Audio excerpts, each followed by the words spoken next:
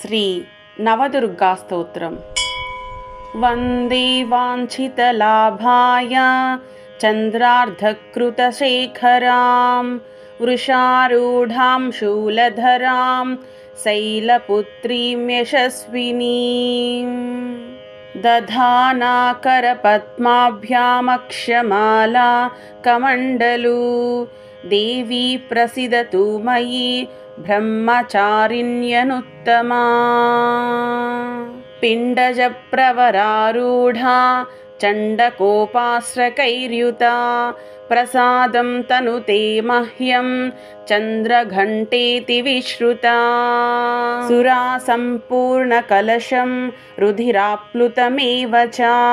దధానా హస్తపద్మాభ్యాం కూష్మాండా శుభదాస్తు మే సింహాసనగతా నిత్యం పద్మాశ్రితకరద్వయా శుభదాస్తు సదా దేవి స్కందమాతా యశస్వినీ చంద్రహాసోజ్వలకరా శార్దూలవరవాహనా కాత్యాయనీ శుభం దద్యా దేవీ దానవఘాతినీ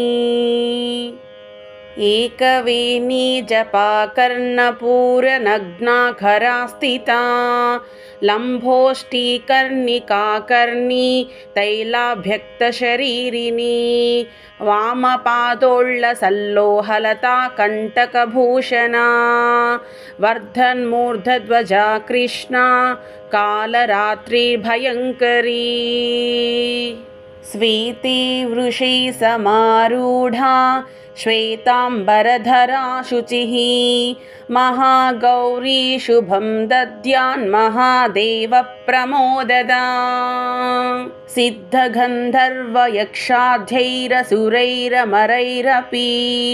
సేవ్యమానా సదా భూయాత్ సిద్ధిదా సిద్ధిదాయిని ఇతి నవదుర్గా స్తోత్రం.